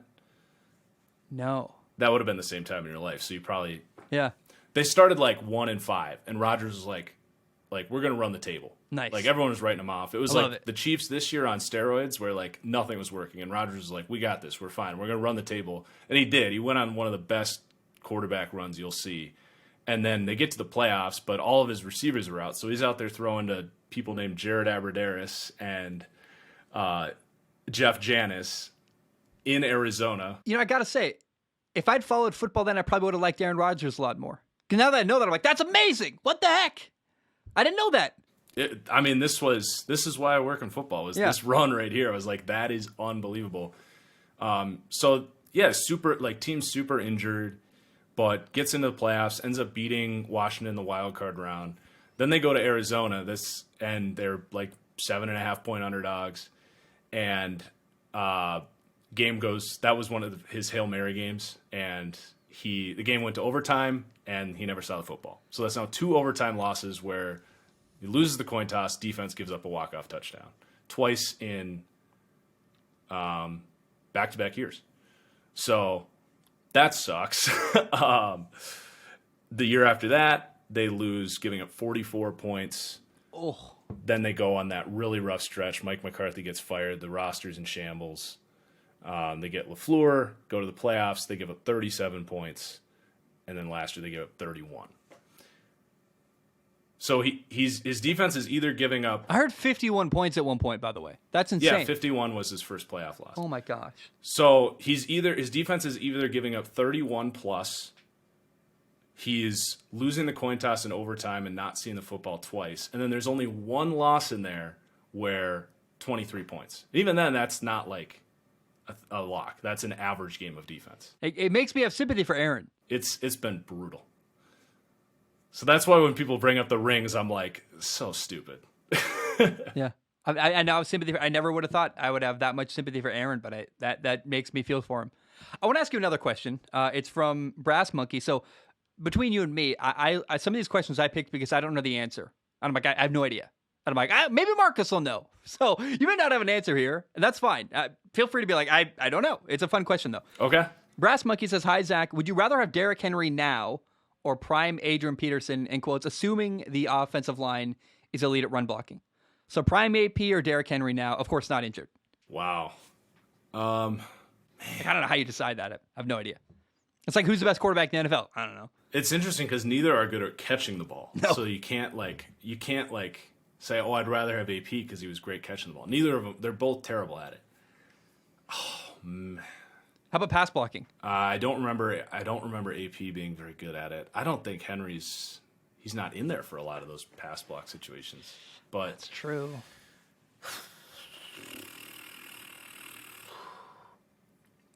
my gut tells me AP because I think he's got a little bit more dimensions to him, a little more shifty, accelerates a little better. I remember him like breaking guys down really well, like a couple times in Minnesota where he. Yeah, I think on a down-to-down basis, you'd rather have AP because Henry, it's like he could go 20 runs and look kind of bad, and then one run happens and he hits that hole, and that's what's so unique about him is it's just the deceptive speed at his size, and once he gets a lane, he's just gone. All it takes is one, and then he has 100 yards rushing for the game because he had an 80-yard touchdown run and a bunch of 2-yard runs, but that's a 100-yard game, like right there. Yeah. I think I'd go AP because he also never had a good passing game. Like, teams would literally just put 8 guys in the box against him every single play, and it didn't matter. So I'd go AP. Have I ever told you I lived in Minnesota as a kid? I didn't know that. Yeah, I did. I lived in Maple Grove, Minnesota. Or we did. Yeah, we talked about that My dad had I had a football on. I don't have it anymore. My dad had it as a kid. You would like squeeze in and go, touchdown Vikings, and then you'd like Skol Vikings, let's win the game. Skol Vikings, what are your name, or whatever that like. Yeah, great fight song. Yeah, it was fun. Adam writes in. He says, "Hey Zach, I'm currently watching Josh Gordon play for the Chiefs, and I can't help but wonder why he keeps getting extra chances. Regardless of how you feel about the rules regarding drug use in the NFL, a guy who keeps getting suspended doesn't help your team. Meanwhile, we've seen more proven players get less chances or none at all. Do you have any theories as to how NFL teams determine who gets another chance?" So I find an easy, obvious answer here. I'm curious what you think. I'm like, it's talent. He's a former All-Pro. He's fast. There's not a lot of guys like Josh Gordon out there. I also wonder, do the teams that bring him in just not respect, like, they're like, it doesn't matter. Like, that's a dumb rule. We don't really care. We're not really worried about his character. Do you agree with that? I mean, I think it's just talent. Like, he's an All-Pro at one point in 2013. They're like, there's not a lot of guys like this walking around. Yeah, it's this balance between talent, positional value, and what's the offense. And if I had to guess how many NFL owners like smoke pot, 50%, if not more. So it's not Bob McNair. That's only one. He's like, there you go. So I think the offense isn't viewed necessarily as too serious. And his talent, positional value. If he was a running back, probably wouldn't be playing anymore. Well, the better you are, the longer leash you get. It's fact. And that's how, I mean, it's that simple. Yep. Any walk of life. Okay, cool. Yep. I like that. I totally agree. Teddy writes in. He says, I have 2 questions about the Chiefs that are completely unrelated. First, in previous years, I've always heard something about the Super Bowl hangover, but for some reason, this narrative is not applied to Kansas City this year. Why? That's number one. We can tackle that now. Why is the Super Bowl hangover not tackled with Kansas City? Probably because they went twice, back to back. If they were going to have one, it probably should have been last year. I think it might be that simple. Well, does a hangover work if you win, or is it only if you lose? Oh, I guess I never got clarity. Yeah, I don't know. Maybe it is only if you lose. I guess. I mean, there's not like a rubric on this. I do think there was a carryover from the way they lost in the Super Bowl, where they were like, if we just fix our offensive line, everything's going to be fine. And that's what they did. They spent every single possible resource they could, draft and free agency on the offensive line, and now it's like, oh crap, we need a pass rusher, we need a linebacker, we need another receiver, we have all these other needs that we just ignored. They probably could have used a backup running back, like all this stuff that they just ignored, and now they're like very one-dimensional with their offense, and their defense isn't any good. So I think there was a real effect from the way they lost that they kind of overreacted to. But I don't know if it's a Super Bowl hangover or not. I think also we're kind of moving away from that opinion. It's kind of like a tired take. And then also Patrick Mahomes sucks all the oxygen out of the air. So like no one's going to talk about the Super Bowl hangover when they can just talk about how bad Patrick Mahomes is playing and how shocking that is. And so I think that's part of why that. I think that became a term because a lot of Super Bowl teams were these like super deep, super talented teams, and then they either win or lose the Super Bowl, whatever the result is, and then they get picked apart in free agency and they can't afford to keep everyone, so they just aren't as good. There's other coaches, they lose players. Yeah. But the Chiefs, it's like they brought everyone back, so I don't. Yeah. I don't know. Second, last year you said that if you were the Chiefs offensive coordinator, Eric Bieniemy, you would not leave for a head coaching position. Has that position changed now that they're struggling? Thanks for reading. So how do you think Eric Bieniemy sits as a... You can answer that if you want. I'm just going to ask you, like, does Eric Bieniemy... where's his standing now as a potential head coach, now that they're not doing as well? Does this reflect poorly on him? Does he have a harder time? It seems like he had a hard time getting a job even last year, so... Yeah, I think it reflects poorly on him, honestly, because they're not adjusting, and that's supposed to be the offensive coordinator's job. And I think there's a lot of reasons he didn't get hired. I think there's, for one, like a lot of offensive guys just didn't get hired for some reason. Like Dable, I thought for sure would have gotten hired. But also, I think you look at the Chiefs and you're like, yeah, he calls plays, but he's under Andy Reid. He has Patrick Mahomes. He's got the perfect play calling duo. Like, how much is him? This, I think, is definitely, if nothing else, just a tally in the other column of like, okay, well, he didn't adjust the offense when they were struggling. Certainly doesn't help him.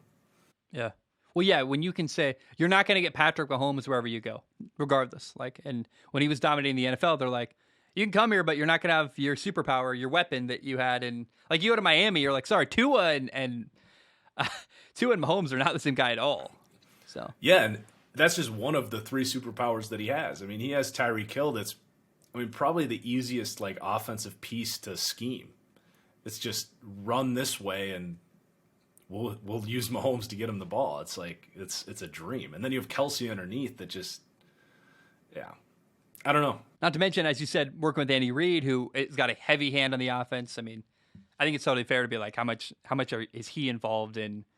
So should he want to stay? Like I thought, like when things are going well in Kansas City, I'm like, why would you go to Houston when you're like before they were losing? I'm like, why would you go to Houston when you're winning in Kansas City and you get to work with this great quarterback and you're having fun and like life's good? Why would you? I think often that's rated where things are good. Why would you screw that up for a bad situation with a bad owner and no quarterback? Yeah, especially in Houston's case. Like, there's a lot of coaches around the league that were like, no thanks. Like, we're good. Well, same with Philly. I thought Philly's a bad spot too. I'm like, I wouldn't want to. I love Philly as a sports town. I'd love to do local radio there. They're amazing. Their energy, both positive and negative, is fantastic. Like, I wouldn't want to coach there. Hell no. No. They have my head in 2 days. I say the wrong thing at my press conference. They're after me. Yeah, that was a tough spot for Philly too. Quarterback spot was up in the air, and yeah. What do you make of Nick Sirianni? I don't think he lasts. I don't think so either. He seems like a good. What are you gonna say? Seems like a goofball kind of. Yeah. Oh yeah. Like he's there because the owner can control him, and I just can't. He says so many weird things, and like we're both media guys. We edit video a lot. I watch him talk like in the press clippings that the Eagles have like a YouTube channel. They make videos where he's like talking and over film and stuff. Dude, they cut him off all the time. I've never seen a guy just get like mid-sentence, or like they cut to a shot behind him and then like it's a different sentence and you're like, oh, they're just clearly like not even letting this guy say anything. I do know he has like speech impediment, so I know I found that out too, and I was like, that makes sense the way he talks the way he does. But he's also had like some like he was playing rock paper scissors like with the players and stuff. So like he does have kind of a goofy side to him. I don't know. I don't think he's like terrible. I think he might have a nice career as like an offensive mind. I don't know if he's gonna. It's not all because of him either. Like it's just they're bad. Like there's the bad roster. Like, when you don't have a franchise quarterback, it's just hard. The coach is always going to be on a let's just say in the hot seat conversation when there's no quarterback there to elevate things. So he's got to figure that out. I think some of the ideas I've seen in Philly have been good. Like some of the play calls, I'm like, that's a creative, nice idea. I think that he's utilizing the skill set of Jalen Hurts really, really well. I don't hate him. I think you're right. He just seems like a stooge sometimes. I'm like, that's goofy. That's kind of weird. The next question is from Avi. Avi? I don't know. Sorry, no offense. Avi, probably. AVI. I would say Avi. He says, it's Sam Darnold, Blake Bortles 2.0. I see the comparison, sloppy mechanics, poor decision-making thoughts. So for you, I've given up on Sam Darnold. I want to support it. I'm like, the Jets were terrible. Adam Gase sucks. He'll be better with Joe Brady and the Panthers. And it's not been good. Like he must hate, by the way, the Patriots. He's like, I'm so done with playing Bill Belichick. I've done it 2 times a year, every year of my career. Now I have to play him again, embarrassed again. Like I found out we had a hurt shoulder, by the way, from the second quarter of that game on. So that affected him. But like, certainly it's not like I don't blame them at all for wanting to make a trade for like a guy like Deshaun Watson. Like it's not going well, right? Is that what your take is on Sam Darnold? Yeah, I'm ready to be done too. I thought it was going to work, and man, the Panthers have been disappointing too, though. Like I'm not trying to make excuses for Darnold at this point. Like I said, I'm kind of done with him. But it has not been this great surrounding situation that it looked like it was going to be coming into the year, because like McCaffrey just got back in there, and they were actually working well with McCaffrey in the passing game, like setting up easier downs and stuff. But it's really just been DJ Moore and nobody else, and one of the worst offensive lines in the NFL. Because Robbie Anderson has been actually effectively terrible for them. He's been dropping passes and not coming down with contested balls. They have nothing else. They I liked the trade, but they did trade away Dan Arnold, who was like a decent weapon for them. I like that. I think it was a good trade for the organization, but not a good trade to help Sam Darnold. Well, like when you're trying to help your young quarterback, like, yeah, you need a corner, I guess. But then you also trade for the guy. What's the guy from? Why am I forgetting his name right now? Stephon Gilmore. Yeah. See, you already. It's like, what?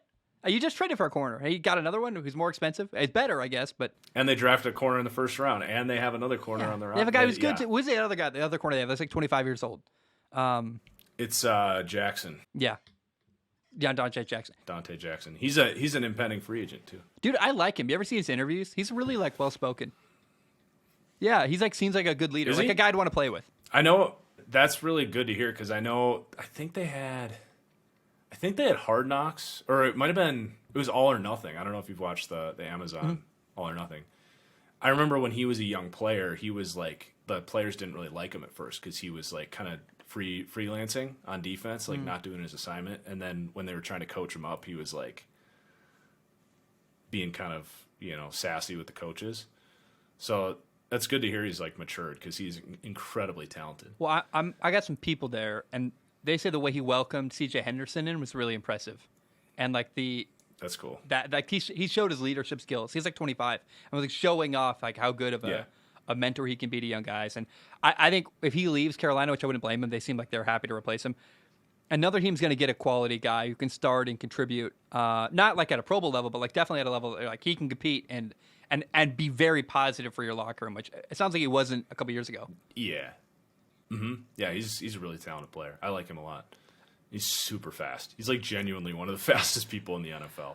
I think with Sam Darnold, it might just be a work ethic problem. I mean, at this point, I'm like, why is it not connecting? And we'll see how I guess it's too early. We'll see how the year goes, because you're right. It's got a ton of support, and you just want to see how the year goes. Is that kind of how you feel?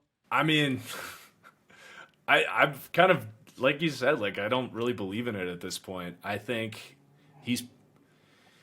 He's probably going to be there again next year. They might bring in we'll see how PJ Walker goes. I know you're probably a big PJ Walker.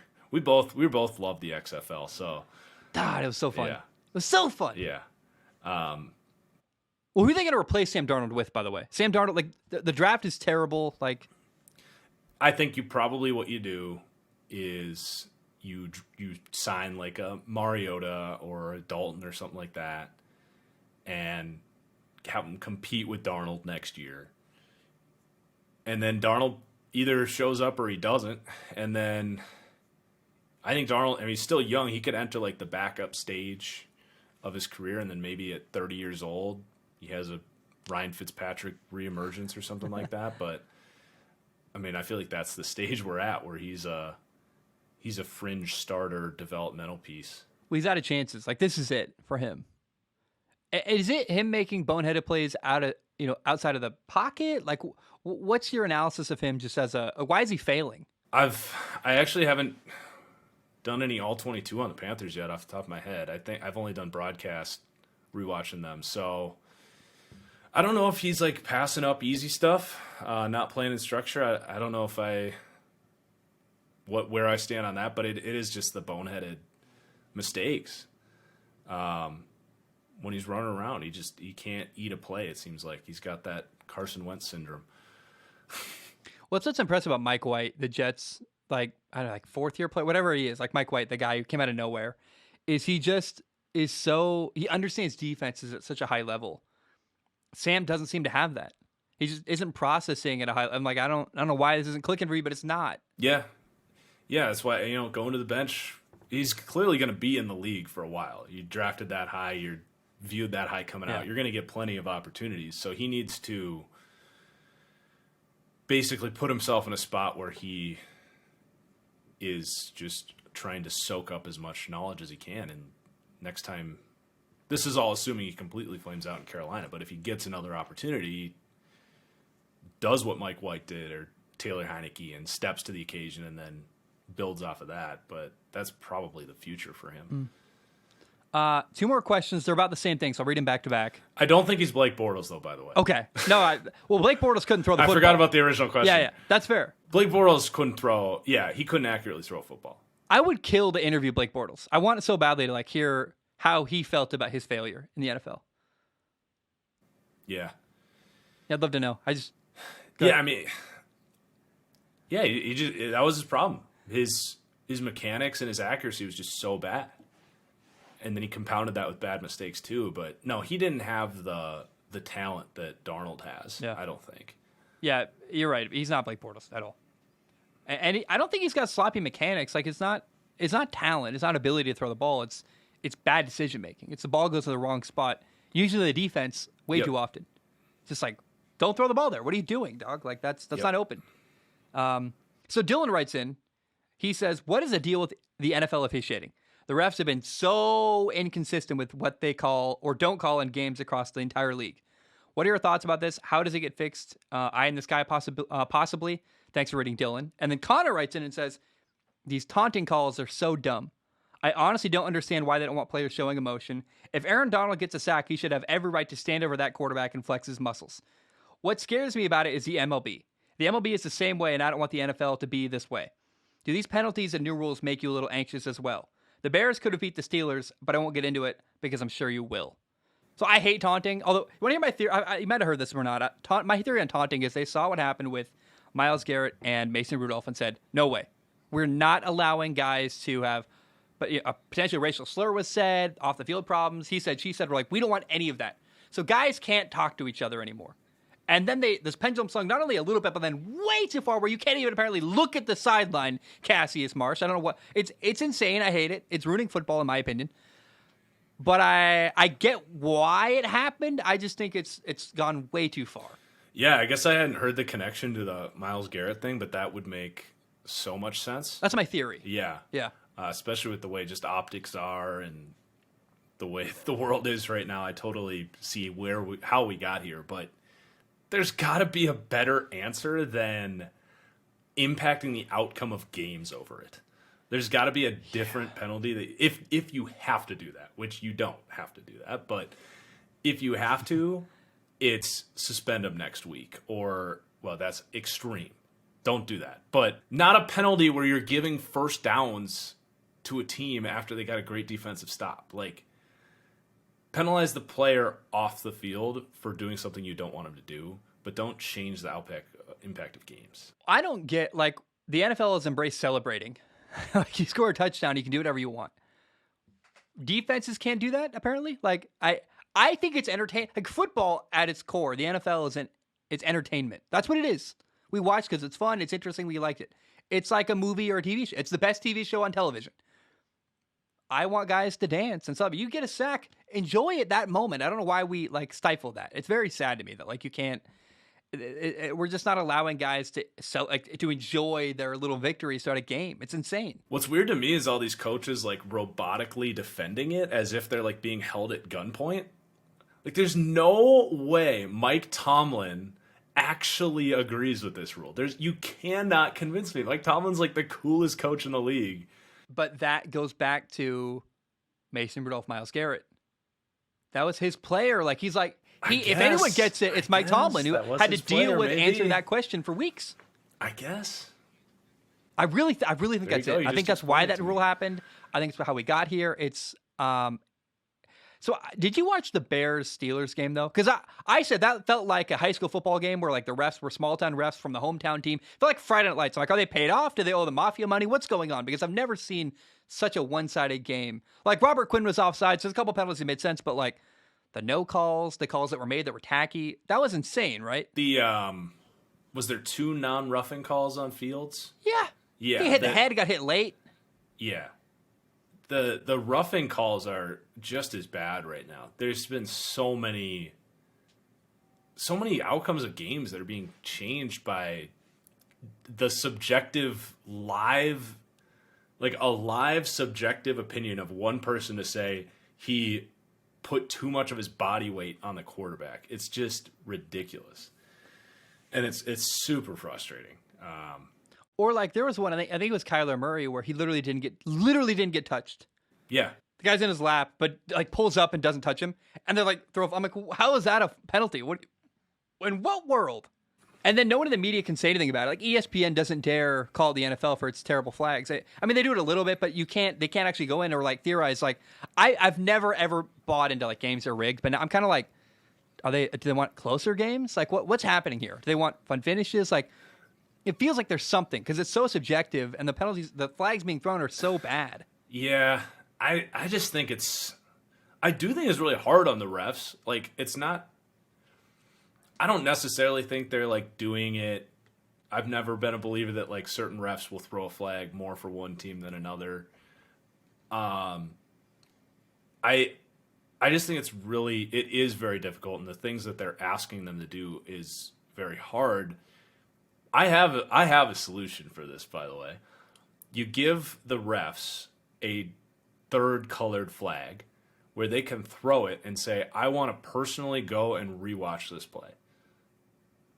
That way, if they see something live and say, I don't know if he shifted his momentum on top of him or in the event of a pass interference, I don't know if he got there early, I don't know if the offensive guy pushed off or what.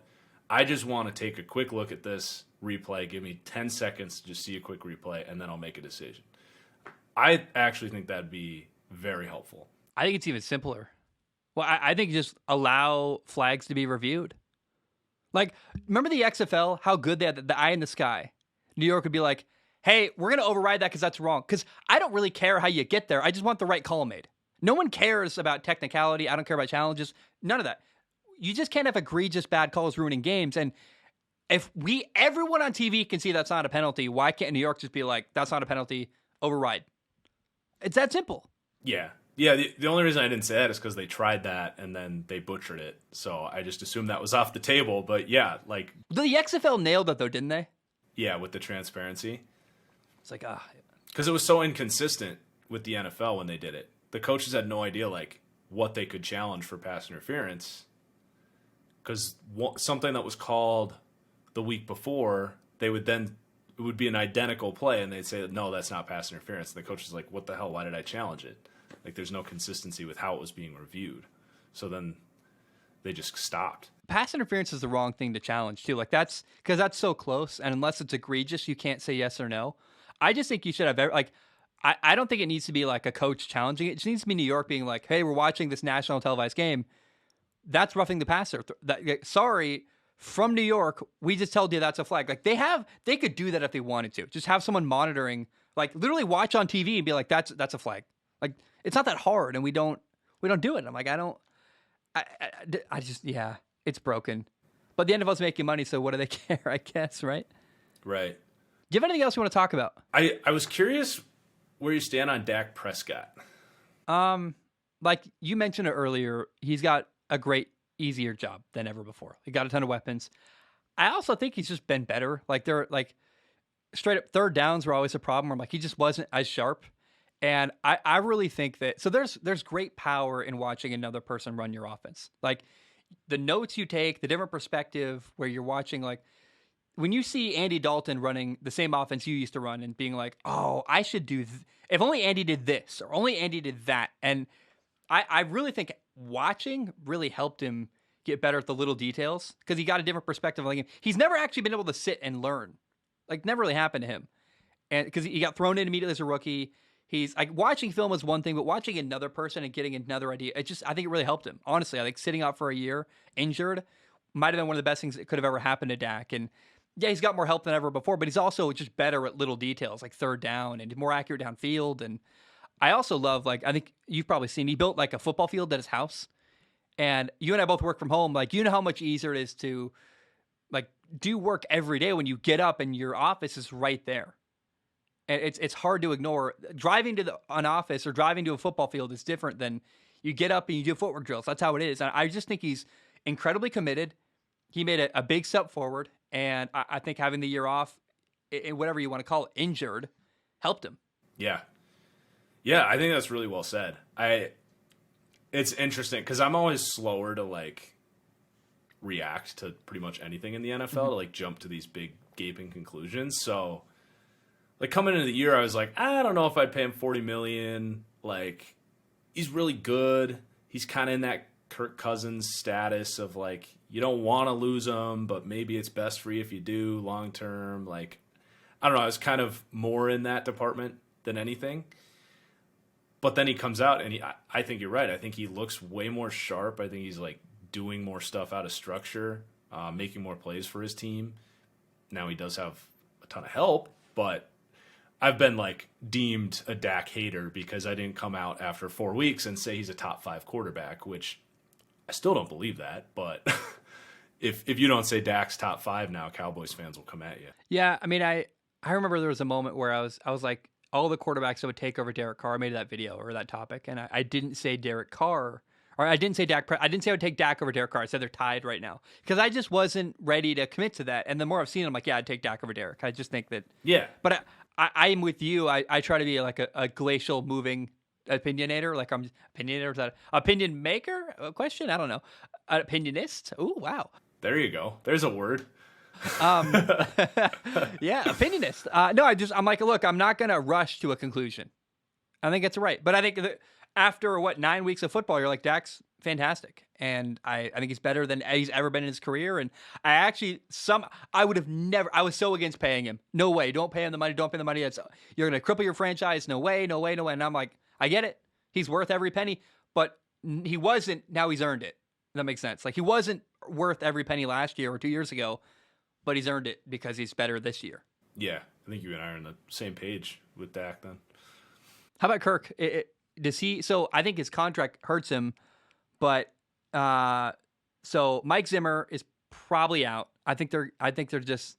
It's just not working. It's time. It sucks. I love Mike Zimmer. Like I think that when I watch him on film, like they do about every game, I'm like, I don't know how you stop that blitz. I feel like I say that every game. I'm like, that's an incredible scheme that I just don't know how you stop. He does that like all the time.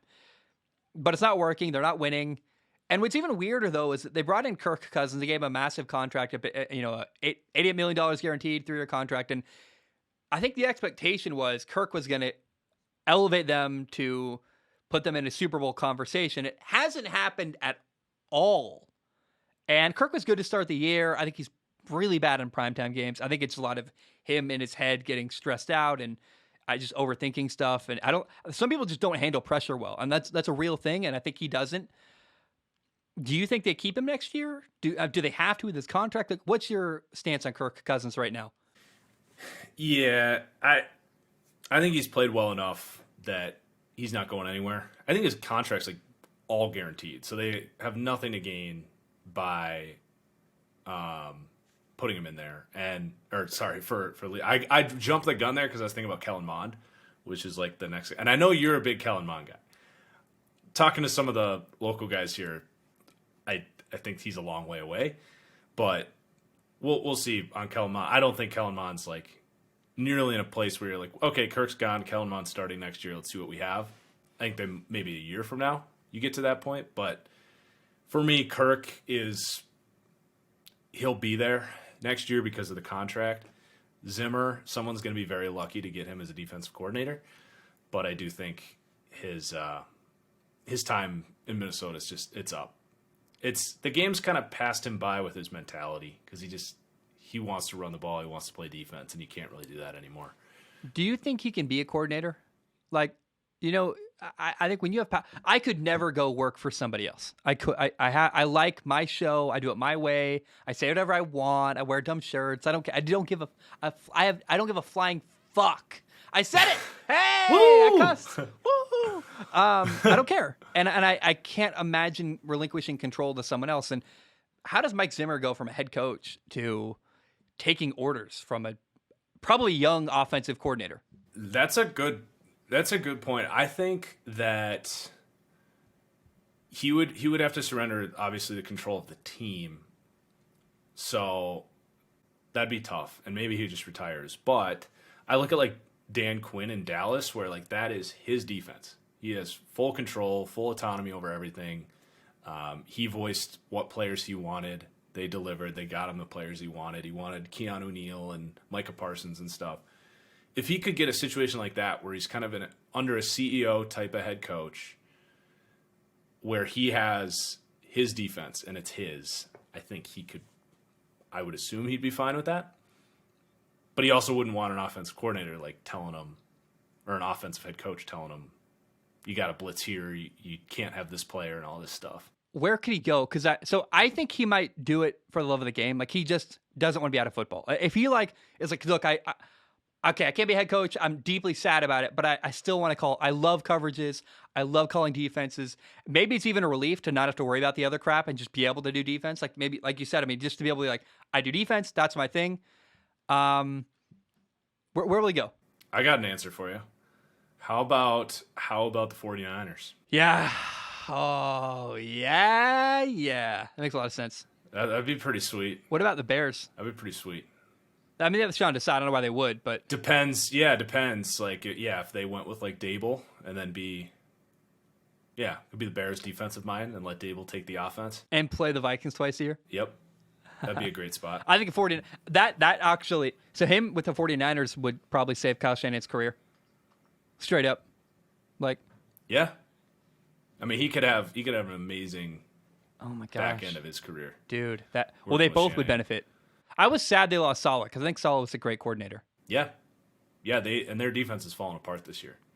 Yeah, that was terrible against the Cardinals. I don't know if you saw it. It was like 80% of Colt McCoy's passing yardage were after the catch, which is just unbelievable. Who is their coordinator in San Francisco? I have no idea.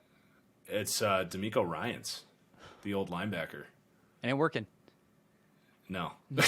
It ain't working. No, I don't think you fire. I hope they don't fire Kyle Shanahan because I think a lot of the bad years he's had not at a quarterback. Like, guys have been hurt. And I hope ownership sees it that way. Now, ownership is rash and might be impatient, might be tired of the excuses. I mean, like, the numbers are insane. I see, like, he's got the same winning percentage as Chip Kelly right now.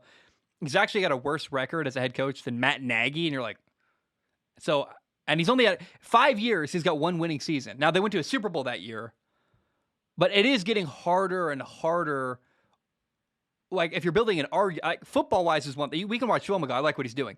But building an argument to defend Kyle Shanahan is really hard. So, that's my new dream scenarios. They hire Mike Zimmer. That'd be amazing. That'd be amazing.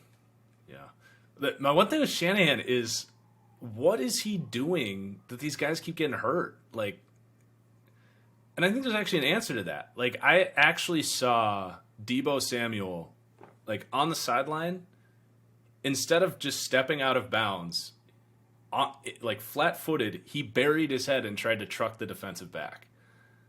He didn't gain any yardage from it. He just did it to truck the guy, and he got shoved out of bounds immediately.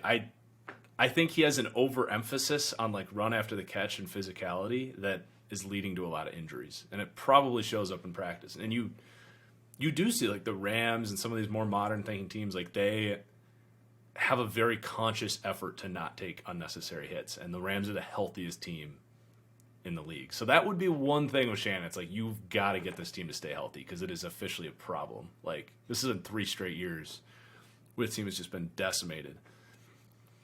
The 49 IRs, have you heard that? No, what? The 49 IRs. Oh, that's great. I love that. So Trey Lance, their rookie quarterback, just give him time. I don't like. I think he actually played before he should have.